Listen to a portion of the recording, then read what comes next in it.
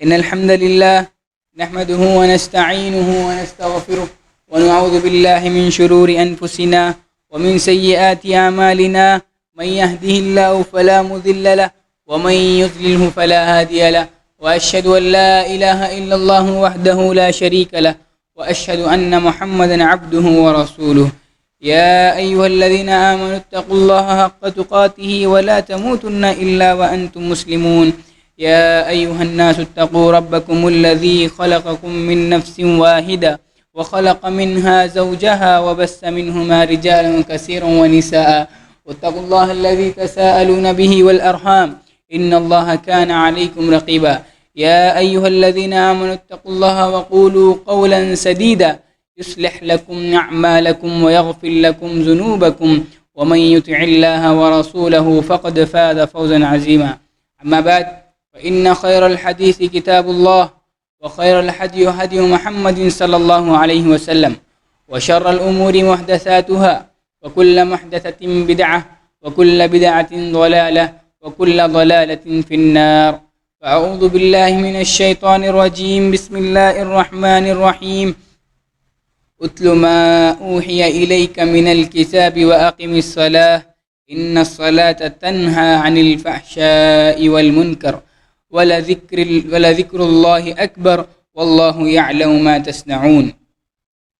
رب اشرح لي صدري ويسر لي أمري واحلل عقدة من لساني يفقهوا قولي رب زدني علما.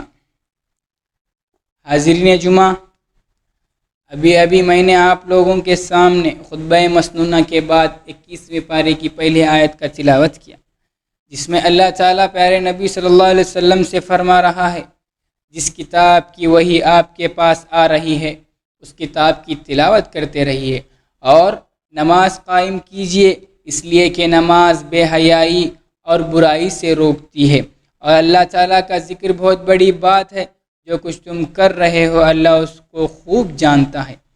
حضرات، اس آیت کی روشنی میں میں آپ لوگوں کے سامنے نماز کے حوالے سے گفتگو کرنا چاہ رہا ہوں۔ نماز ایک عظیم عبادت ہے، نماز رأس العبادات ہے، نماز ہماری تخلیق کا مقصد، ہماری پیدائش کا مقصد ہے، نماز ہماری بندگی کا مظہر ہے اور توحید کا بہت بڑا ثبوت ہے۔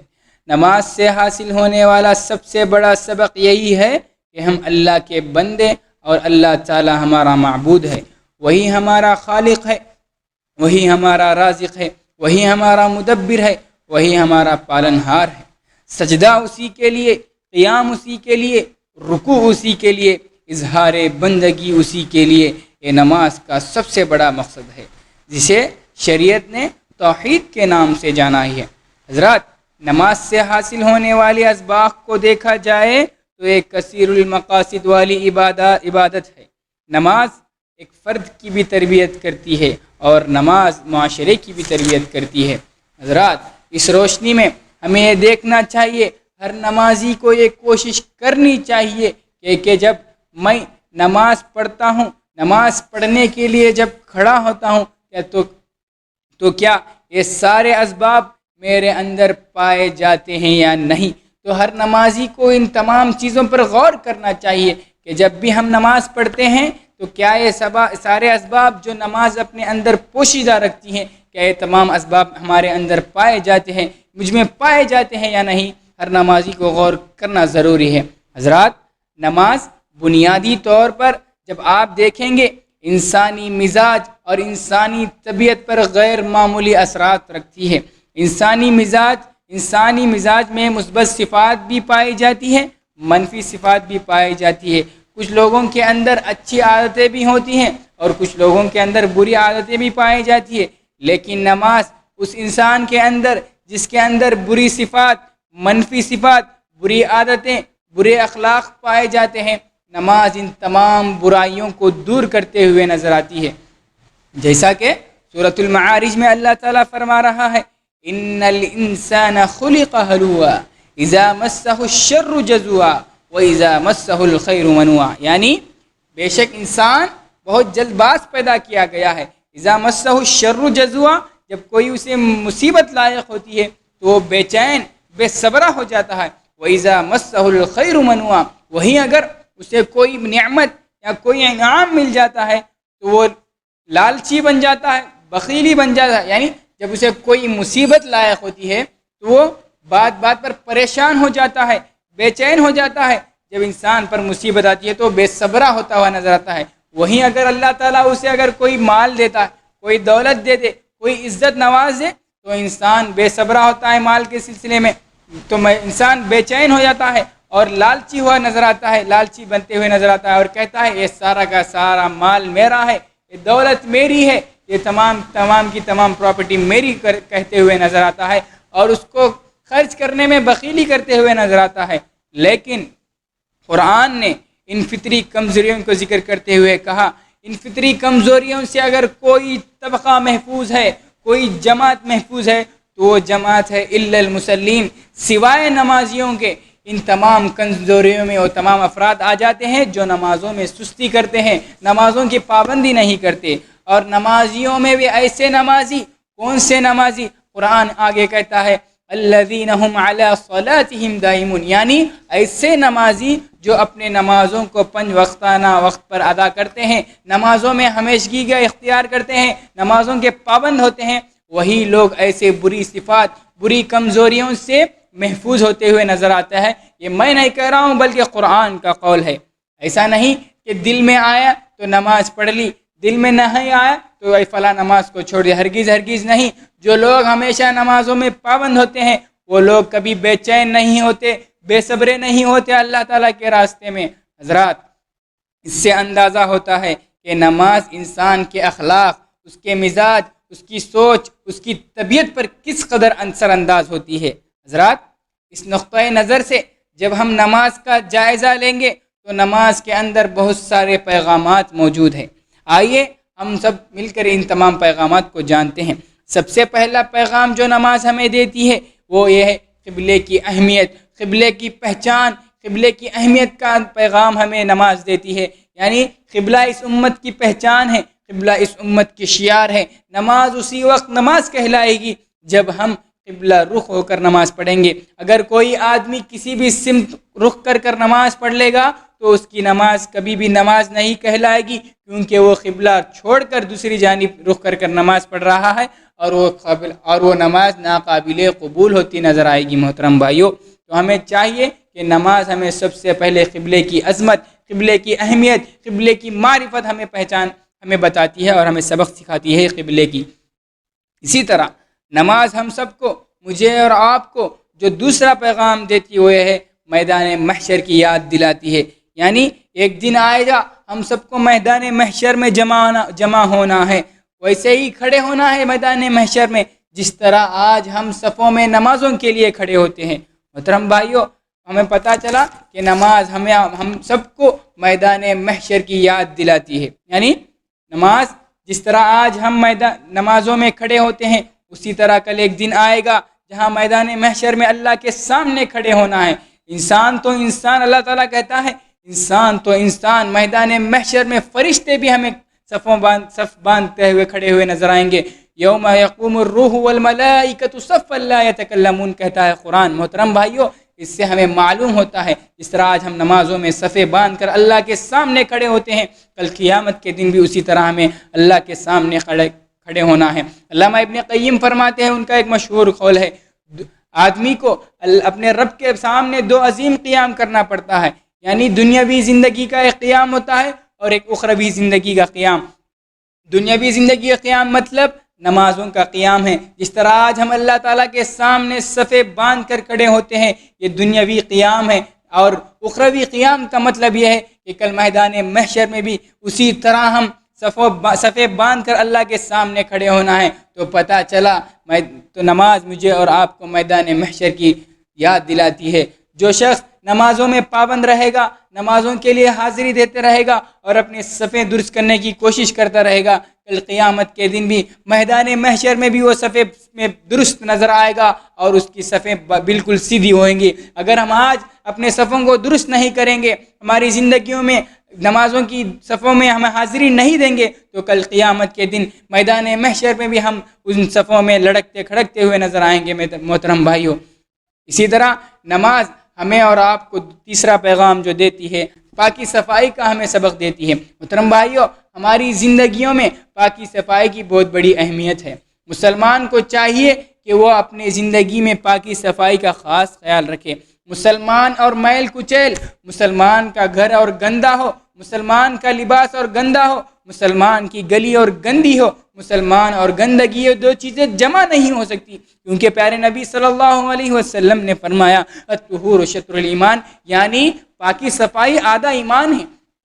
آج ہمارے اسلام کے اندر آدھا ایمان کس کو قرار دیا ہے تو وہ پاکی صفائی ہی کو ہی قرار دیا ہے۔ لیکن افسوس کے ساتھ کہنا پڑتا ہے، جس اسلام کے اندر، جس دین کے اندر پاکی صفائی کی اتنی بڑی اہمیت ہوتی ہے، وہیں آج دیکھتے ہیں کہ امت مسلمہ اس پاکی صفائی کا کہاں تک خاص خیال رکھتے ہیں۔ لیکن آج ہم دیکھتے ہیں جن گلیوں کا اگر ہم جائزہ لیں گے تو وہ گندی ہوئی نظر آئیں گی، تو وہ مسلمانوں کی گلیاں نظر آئیں گی۔ جس معاشرے کا ہم جائزہ لیں گے تو وہ اگر گندا نظر آتا ہے تو وہ معاشرہ مسلمانوں کا معاشرہ نظر آئے گا۔ افسوس کے ساتھ کہنا پڑتا ہے محترم بھائیوں، نماز اسی وقت نماز کہلائے گی جب ہم پاکی صفائی سے حاصل کریں۔ وضو اس بات کا درس دیتی ہے کہ ہم پاکی صفائی کے بغیر نماز حاصل نہیں کر سکتے، نماز ہماری قابل قبول نہیں ہوگی۔ جس وقت تک ہم جس جگہ پر کھڑے ہو کر نماز پڑھ رہے ہیں، اگر وہ جگہ ناپاک ہے تو وہ جگہ کی وجہ سے ہماری نماز بھی ناقابل قبول ہوگی۔ جس لباس میں ہم نماز پڑھ رہے ہیں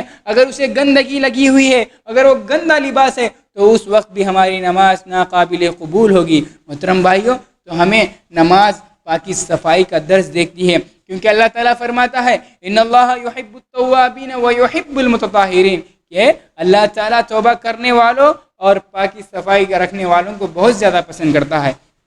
محترم بھائیوں، نماز مجھے اور آپ کو چوتھا سبق جو دیتی ہے وہ ہے وقت کی پابندی، یعنی نماز مجھے اور آپ کو وقت کا پابند اور وقت کی اہمیت، وقت کا جائزہ لینے کا سبق دیتی ہے۔ زندگی میں وہی شخص ترقی پا سکتا ہے جو وقت کا صحیح استعمال کرتا ہے۔ اگر ہم اپنی زندگیوں میں وقت کا صحیح استعمال نہیں کریں گے تو ہم ہرگز ترقی نہیں کریں گے۔ آپ اپنے تاریخ کا مطالعہ کر دیکھیے کہ آپ کو معلوم ہوگا وہی قومیں دنیا میں عروج پر آئی ہیں جنہوں نے اپنے وقت کو صحیح استعمال کیا۔ انگریزی میں بھی کہا جاتا ہے کہ ٹائم از گولڈ، یعنی وقت سونے کی طرح ہے، یعنی سونے کو جس طرح آج ہم قیمتی نگاہوں سے دیکھتے ہیں، جس طرح اس کی قدر کرتے ہیں، تو ہمیں وقت کی بھی اسی طرح قدر کرنے چاہیے، کیونکہ وقت کو سونے کے طور پر سونے سے تشبیہ دے گئی اور کہا گیا کہ وقت کی قیمت کو بتایا گیا ہے۔ اسی طرح محترم بھائیوں، نماز ہمیں وقت کی قدر کرنا سکھاتی ہے۔ وقت ٹال کر کرنے والا مسلمان نہیں ہوتا، وقت ٹال کر کرنے والا مومن نہیں ہو سکتا۔ آپ دیکھیں گے جو نمازوں میں کوتاہی کرتے ہیں، وقت پر نماز ادا نہیں کرتے، ان کی زندگیوں میں بھی دوسرے معاملات میں بھی وہ وقت پر نہیں کریں گے، ان کی زندگیوں میں وہ دوسرے معاملات میں بھی پیچھے نظر آتے ہیں۔ محترم بھائیوں، اسی طرح ہمیں چاہیے کہ وقت کا خاص خیال رکھتے ہوئے اپنی زندگیوں کو آگے بڑھنے کی کوشش کریں۔ اسی طرح پانچواں سبق جو ہمیں نماز دیتی ہے وہ ہے نظم و ضبط، یعنی سلیقہ مندی، ڈسپلین ہمیں نماز سکھاتی ہے۔ یعنی کسی بھی کام کرنے کے لیے کچھ اصول ہوا کرتے ہیں، ان اصولوں کے تحت اس کام کو کریں گے تو وہ بحسن خوبی انجام پائے گا۔ تو ہمیں نماز مجھے اور آپ کو سلیقہ مندی، ڈسپلین کا پابند دیتی ہے۔ محترم بھائیو، ڈسپلین ہمارے زندگی میں، ایک مومن کی زندگی میں، ایک مسلمان کی زندگی میں بہت ضروری نہیں بلکہ نہایت ضروری ہے۔ اسی طرح نماز ہمیں چھٹا سبق جو دیتی ہے مساوات اور برابری کا درس دیتی ہے۔ یعنی آج اب دیکھیں گے دنیا میں بہت سارے سٹیج پائے جاتے ہیں، کئی شادی بیاہ کا سٹیج، کئی کسی پروگرام کا سٹیج، کہیں کوئی اور سٹیج ہوا کرتا ہے، لیکن نماز ایک واحد سٹیج ہے جہاں ہر قسم کے افراد آپ کو ملیں گے، امیر سے امیر، غریب سے غریب آدمی بھی آپ کو نمازوں کے صفوں میں برابر نظر آئے گا۔ آپ دیکھیں گے کہ بہت سارے پروگرام میں خاص کرسیاں مخصوص کر رکھ دی جاتی ہیں کہ یہاں پر یہی لوگ بیٹھیں گے، لیکن نماز ایسا سٹیج نہیں ہے میرے بھائیوں۔ نماز میں اگر مسجد میں آنے والا اگر سب سے غریب انسان آتا ہے، اگر وہ وقت پر آتا ہے، پہلے وقت پر آتا ہے، تو وہ امام کے پیچھے پہلی صف میں جگہ پاتا ہے۔ اگر محلے کا امیر انسان اگر تاخیر سے آتا ہے، لیٹ کر آتا ہے نمازوں کے لیے، تو اس کی صف آخری صف ہوتی ہے۔ تو نماز مجھے اور آپ کو مساوات اور برابری کا درس دیتی ہے۔ اسی طرح نماز ہم سب کو ساتواں سبق جو دیتی ہے امیر کی اطاعت کرنے کا سبق دیتی ہے۔ یعنی امیر جس قوم کا بھی امیر ہوتا ہے، جس جماعت کا بھی امیر ہوتا ہے، اس جماعت کا امیر کی اطاعت کرنا اس جماعت کے لیے ضروری ہوتا ہے۔ نماز ہمیں امیر کی اطاعت کرنے کا درس دیتی ہے۔ یہ سبق ہمیں نماز سے کہاں سے حاصل ہوتا ہے؟ تو معلوم ہوا جب اب امام اللہ اکبر کہتا ہے تو تمام کے تمام سارے افراد جو امام کے پیچھے مقتدی کھڑے ہوتے ہیں وہ لوگ بھی اللہ اکبر کہہ کر رکعت بنتے ہیں، اور جب وہ رکوع میں جاتا ہے تو تمام افراد رکوع میں جاتے ہیں۔ اسی طرح سجدہ، یہاں تک کہ سلام بھی پھیرتا ہے، جب امام سلام پھیرے اسی وقت لوگ تمام کے تمام لوگ سلام پھیرتے ہیں۔ تو پتہ چلا امیر کی اطاعت کرنا ہمارے لیے ضروری ہے۔ اس کے ساتھ ساتھ امیر کو بھی چاہیے کہ اس کے ماتحت میں رہنے والے لوگوں کا خاص خیال رکھے، ان کا خاص خیال رکھ کر نماز پڑھائے، اور لمبی لمبی صورتیں، لمبی لمبی رکعتیں نہ پڑھائے جس کی وجہ سے پیچھے کھڑے ہونے والے مقتدیوں کو تکلیف ہو سکے۔ محترم بھائیوں، تو امیر کو بھی چاہیے کہ اس کے ماتحتوں کا خاص خیال رکھے، اور ان کے ایسے الفاظ نہ کہیں جس کی وجہ سے وہ رنجیدہ ہو جائے، ان کو تکلیف ہو۔ تو امیر کو بھی چاہیے کہ اس کے ماتحت رہنے والوں کا بھی خاص خیال رکھے۔ اسی طرح نماز مجھے اور آپ کو 8واں سبق جو دیتی ہے، معاشرے کے افراد کو ایک دوسرے سے نماز قریب کرتے ہوئے نظر آتی ہے۔ یعنی جب آپ مسجد کو آتے ہیں، یعنی مسجد میں آنے والا شخص کبھی بھی اجنبی نہیں ہوتا میرے بھائیوں۔ آپ دیکھیں گے اپنی زندگیوں میں غور کر دیکھیے، جب آپ مسجدوں میں آیا کرتے تھے تو آپ کی ایسے افرادوں سے ملاقات ہوگی، ایسے افراد سے ملاقات ہوئی ہوگی جو پہلی مرتبہ ہوئی ہوگی، اور وہیں سے آپ کی دوستی کا آغاز ہوا ہوگا۔ تو نماز مجھے اور آپ کو ایک دوسرے سے قریب کرتی ہے اور ایک دوسرے میں محبت ڈالتی ہے۔ محترم بھائیوں، اسی طرح جب بھی ہم نماز کو آتے ہیں، 5 وقت نماز آنے والا آدمی یہ غور کرے گا تو معلوم ہوگا کہ آج ایک نماز میں حاضری دیے، تو دوسرے دن دیکھتے ہیں کہ فلاں آدمی غائب ہو گیا ہے، تو ہمیں یہ بے چین ہو جاتا ہے کہ فلاں آدمی جو ہمیشہ نماز کے لیے حاضری دیتا تھا آج کس لیے وہ نماز کے لیے نہیں آیا، تو اس میں بے چین ہو جاتی ہے اور وہ اس کو تلاش کرنے کے لیے رغبت رکھتا ہے اور جاتا ہے، اس کے حالات کو معلوم کرنے کی کوشش کرتا ہے۔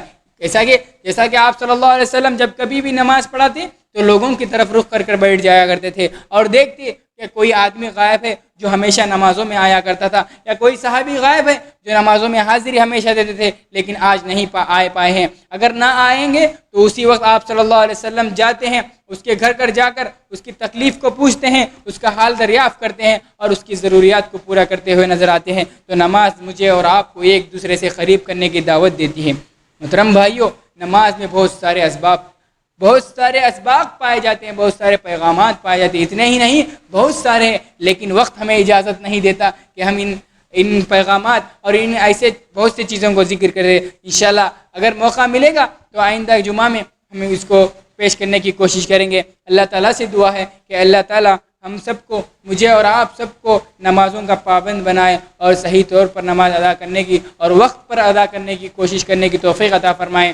آمین۔ وآخر دعوانا ان الحمد للہ رب العالمین۔